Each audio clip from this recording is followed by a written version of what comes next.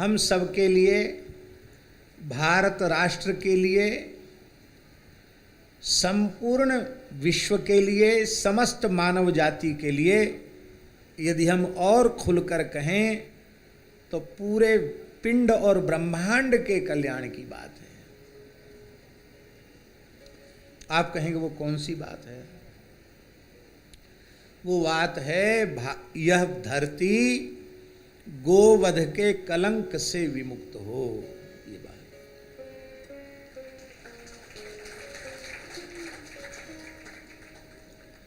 आप लोग कहेंगे धरती की बात कहाँ? आप तो भारत की बात कह रहे हैं। हमारा यह मानना है और हमारा भगवत कृपा से, गंगा जी की कृपा से यह विश्वास है कि जिस दिन भारतवर्ष में पूर्ण रीति से गोवध पर प्रतिबंध हो जाएगा, गोरक्षण और गो संवर्धन की सुव्यवस्थित योजना बन जाएगी, और जब इस गोरक्षण गो संवर्धन के पुण्य से भारतवर्ष की समृद्धि पूरे संसार में अपने चरम पर पहुंच जाएगी,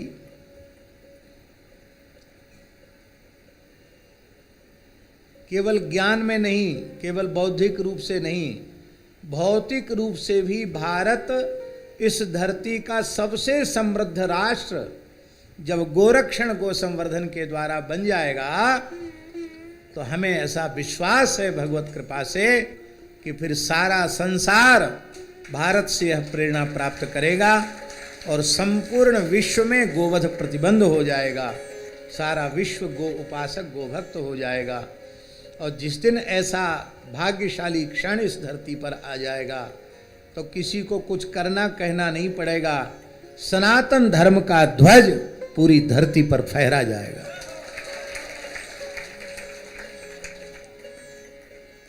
तो सबसे पहली बात तो यह है कि जो गोरक्षा गो सम्मान आह्वान अभियान जो विगत समय से चल रहा है, इसके पीछे कोई संस्था, कोई कमेटी, कोई व्यक्ति नहीं है।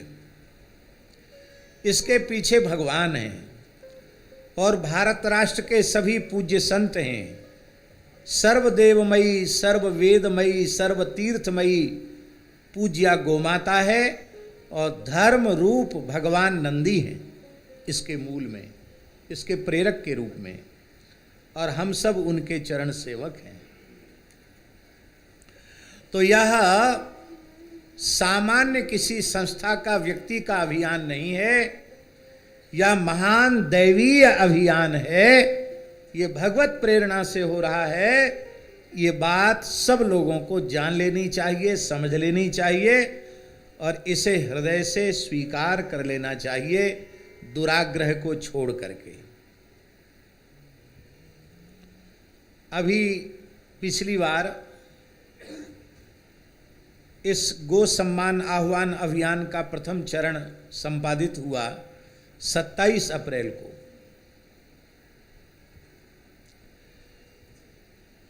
तो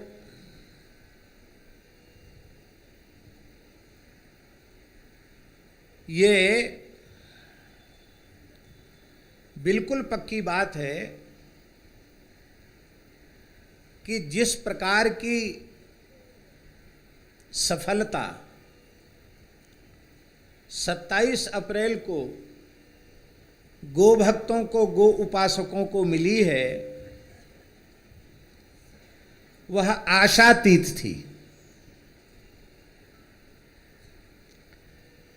आशातीत हम इसलिए कह रहे हैं कि इसके पीछे कोई बड़ा संगठन नहीं, व्यक्ति नहीं, अर्थ की व्यवस्था करने वाली भी कोई संस्था नहीं, फिर भी भारतवर्ष के सभी प्रांतों में इसका समर्थन हुआ और बड़ी संख्या में, करोड़ों की संख्या में लोगों ने ज्ञापन दिया। दास को भी सौभाग्य ऋषिकेश की धरती से ज्ञापन देने में सम्मिलित होने का हमको भी सौभाग्य प्राप्त हुआ। पूरे देश में हस्ताक्षर अभियान चल रहे हैं और उस हस्ताक्षर अभियान में 25 करोड़ का लक्ष्य रखा गया है और हमको ऐसा लगता है कि इस लक्ष्य से भी हम लोग बहुत आगे पहुंच जाएंगे, क्योंकि बड़े उत्साहपूर्वक लोग हस्ताक्षर अभियान में लगे हैं और जो नहीं लगे हैं उन्हें लगना चाहिए।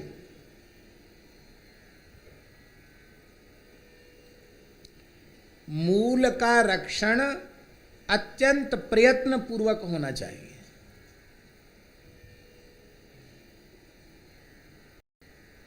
मूल ही नहीं रहेगा तो वृक्ष कहां से रहेगा। छिन्ने मूले नैव पत्रम न शाखा।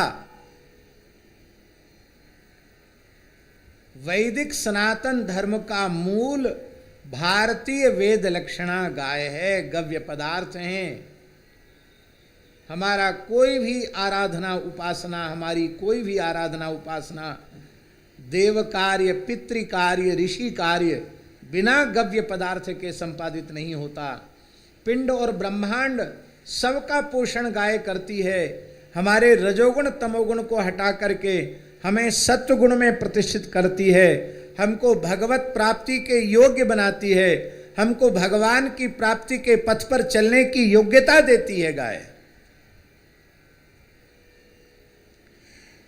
इसलिए यह वाक्य महापुरुषों के द्वारा दिया गया वाक्य कि गाय बिना गति नहीं और वेद बिना मति नहीं। गाय के बिना गति नहीं है, केवल हिंदू की नहीं, मानव जाति की। गाय के बिना गति नहीं और वेदादि शास्त्रों के बिना सन्मति नहीं। और गोरक्षण से ही वैदिक संस्कृति का रक्षण होगा। इसको हम अनेकों बार कह चुके हैं। तो 27 अप्रैल का दिव्य प्रभाव सबकी समझ में आया और हमको ये कहते हुए बड़ी प्रसन्नता हो रही है कि जो लोग थोड़ा दूर से इस अभियान को देख रहे थे, कोई संकोच में थे कि हम इसमें अभी खुलकर भाग न लेवें, उन लोगों ने भी जब 27 अप्रैल के इस अनुष्ठान की सफलता के प्रभाव को देखा, गो सम्मान आह्वान अभियान की सफलता को देखा, तो अब उनका भी हृदय से समर्थन इस अभियान को मिल रहा है। और हम समझते हैं कि इसमें गीता प्रेस की बहुत बड़ी भूमिका है। जैसे गीता प्रेस ने गो अंक निकाला था और उसका परिणाम हुआ 1966 का गोरक्षा आंदोलन। इस गो सम्मान आह्वान अभियान की सूचना कल्याण पत्रिका में देकर के सनातन धर्म की बहुत बड़ी सेवा गीता प्रेस ने की है। इसके लिए हम गीता प्रेस के प्रति कृतज्ञ हैं, साधुवाद धन्यवाद देते हैं और भगवान से प्रार्थना करते हैं कि वैदिक सनातन धर्म की सेवा का यह कार्य गीता प्रेस के द्वारा निर्बाध गति से निरंतर चलता रहे। भारतीय सभी भाषाओं में ही नहीं, विश्व की सभी भाषाओं में गीता प्रेस के ग्रंथ प्रकाशित हों और एक बहुत बड़ी क्रांति सनातन धर्म की गीता प्रेस के माध्यम से आवे। तो ये कार्य उन संतों को हम बारंबार प्रणाम करते हैं जो दिन रात एक करके खाना पीना सोना सब अपने शरीर की सुख सुविधाएं, जीवन की आवश्यकताओं को एकदम किनारे रख करके जो निरंतर इस अभियान में लगे हैं, वे संत निश्चित ही प्रणाम के योग्य हैं। हम व्यास आसन से उन्हें सभक्ति सादर प्रणाम करते हैं और भगवान से प्रार्थना करते हैं कि भगवान उन्हें निरंतर शक्ति सामर्थ्य प्रदान करें। अब हम लोगों के सामने अगला जो द्वितीय चरण है इस अभियान का, वो 27 जुलाई को आने वाला है। 27 जुलाई माने गुरु पूर्णिमा के पहले। गुरु पूर्णिमा कब की है? 29 की है। व्यास पूर्णिमा भगवान कृष्ण द्वैपायन व्यास जी के प्राकट्य की तिथि जिसको हम लोग सब लोग व्यास पूर्णिमा अथवा गुरु पूर्णिमा के रूप में मनाते हैं।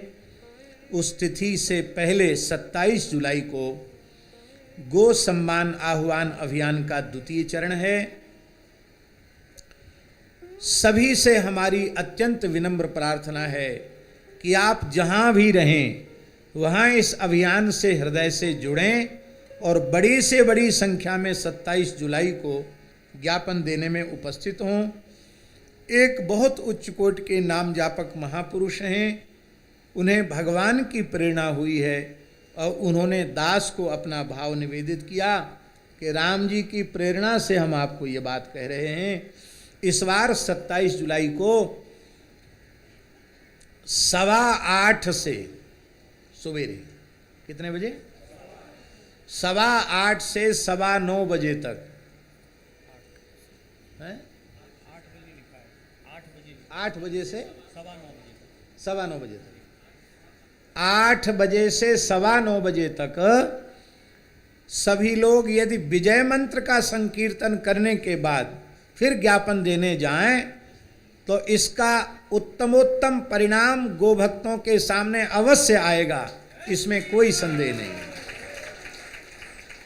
तो हमको भी 27 जुलाई को भगवान जहां रखेंगे, वैसे तो पूर्व हम कह चुके हैं अपनी कथाओं में कि हमको सूरत में रहना है उस समय, लेकिन किसी कारण से संतों ने आज्ञा दी कि नहीं वहाँ नहीं, आपको अमुक जगह जाना है, तो संत लोग जहाँ आज्ञा करेंगे वहाँ जाना होगा, वहाँ जाना चाहिए। अभियान में जहाँ आवश्यकता हो वहाँ जाना चाहिए। तो हम जहाँ भी रहेंगे 27 जुलाई को हम इसमें अभियान में सम्मिलित होंगे।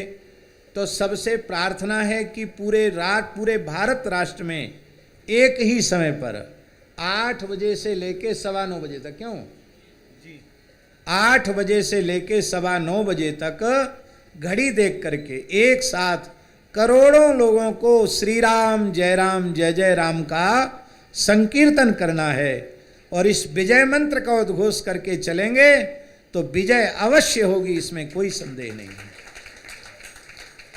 एक और प्रार्थना है, जो रुग्णावस्था में होने के कारण या वृद्ध होने के कारण प्रत्यक्ष रूप से वहाँ पहुँच नहीं सकते, वे अपने घरों में ही अपने ठाकुर जी के निकट बैठ करके 8 बजे से 9:15 बजे तक विजय मंत्र का कीर्तन करें। इतना भी हम लोग करेंगे ना तो सिद्धि असिद्धि सब भगवान के हाथ में है। कर्मण्येवाधिकारस्ते मा फलेषु कदाचन, भगवान के हाथ में सिद्धि असिद्धि है। जो भगवान चाहेंगे वही होगा।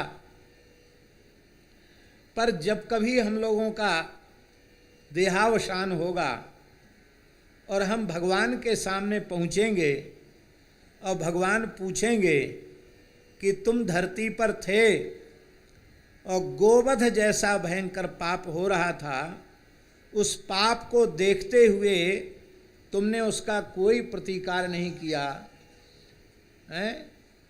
तुम्हारे सामने गो सम्मान आह्वान अभियान मेरी प्रेरणा से संचालित हुआ, उसमें भी तुमने अपना किसी भी प्रकार की सहभागिता सुनिश्चित नहीं की, तो तुम निश्चित ही गोवध के पाप के अपराधी हो। तो जिस वातावरण में हम लोग रह रहे हैं उसमें गोवध के परमाणु चारों ओर व्याप्त हो रहे हैं। श्वास प्रश्वास के माध्यम से वह हमारे भीतर जा रहे हैं। हम अपने आप को समझते हैं कि हम इस पाप से मुक्त हैं, पर जिस धरती पर गोवध जैसा पाप हो रहा है वहाँ हम निवास कर रहे हैं, वहाँ का अन्न जल हम ग्रहण कर रहे हैं, तो हम भी अपराधी हैं। तो हम समझते हैं कि इस गो सम्मान आह्वान अभियान का जो आगामी 27 जुलाई वाला चरण है, उसमें ईमानदारी से आर्त भाव से भगवान से प्रार्थना करते हुए यदि 1.25 घंटे श्री विजय मंत्र का संकीर्तन करेंगे और अभियान में प्रत्यक्ष रूप से सहभागिता करेंगे तो भगवान के सामने लज्जित नहीं होना पड़ेगा। इतने से भी गौ माता के प्रति हम अपनी कृतज्ञता ज्ञापित कर पाएंगे भगवान के प्रति कृतज्ञता ज्ञापित कर पाएंगे। ये 27 जुलाई के लिए आप सबको हमारी अत्यंत प्रेमाग्रह पूर्वक विनम्र प्रार्थना है कि आप अपने सारे आग्रह दुराग्रह, कई लोगों को दलगत पार्टीगत आग्रह दुराग्रह भी होते हैं, पर भैया गाय जाति से, पंथ से, संप्रदाय से, दल से, पार्टी से सबसे ऊंचे उठी हुई है गाय। इसलिए अपने व्यक्तिगत भेदों को, आग्रह दुराग्रहों को त्याग करके इसमें सबको सम्मिलित होना चाहिए। और ये ज्ञापन केवल जिलाधीशों तक नहीं जा रहा है,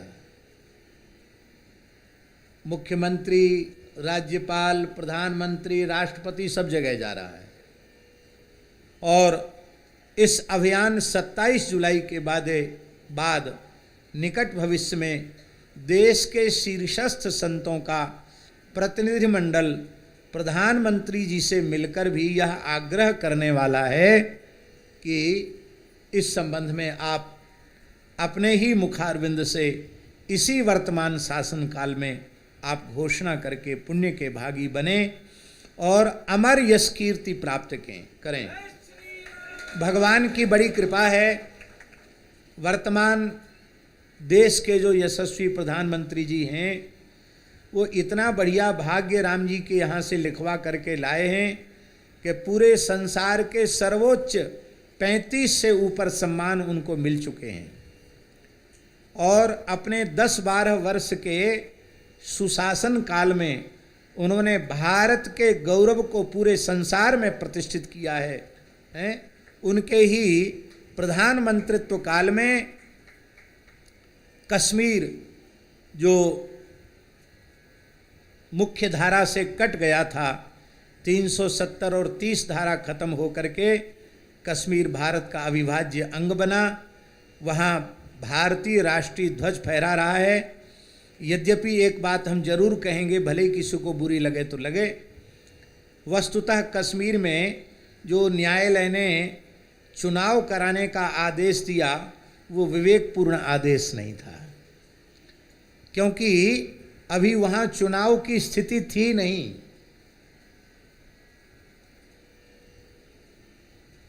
क्या चुनाव की स्थिति थी कश्मीर में? क्या, लेकिन फिर भी हो गया, न्यायालय का सम्मान किया गया। तो पहले चुनाव की स्थिति आवे तब चुनाव वहाँ हो। और अब इतना अच्छा काम हुआ तो कभी न कभी वो भी आ जाएगा जब कश्मीर फिर से सनातन धर्म का केंद्र बनेगा। तो ये काम भी उन्हीं के शासन काल में हुआ। श्री राम मंदिर का दिव्य भव्य निर्माण, सोमनाथ मंदिर की शताब्दी महोत्सव, विश्वनाथ कॉरिडोर का निर्माण, महाकाल लोक का निर्माण, कितने हम कार्य गिनावें। बहुत बड़े बड़े कार्य भगवत कृपा से उनके शासन काल में हुए हैं। पर इन सभी अच्छे कार्यों पर भगवान की ओर से पक्की मुहर तभी लगने वाली है और सनातन समाज की ओर से तभी पक्की मुहर लगने वाली है जब वे स्वयं घोषणा करें कि आसे तु हिमालय पर्यंत, पूर्व से पश्चिम, उत्तर से दक्षिण, अब धर्म प्राण भारतवर्ष की धरती पर एक भी गाय की रक्त की बूंद अब नहीं गिरेगी। इसका व्यवस्थित इसकी संयोजना करें और भगवत कृपा से भगवान उन्हें शक्ति सामर्थ्य देंगे और भगवान ने दे रखी है। और हम लोग निराशावादी नहीं हैं, आशावादी हैं। तो भगवत कृपा से ये जरूर होना ही चाहिए। श्री सीताराम प्रतिदिन सत्संग एवं दर्शन के लिए श्री महाराज जी के ऑफिशियल चैनल को जरूर सब्सक्राइब करें।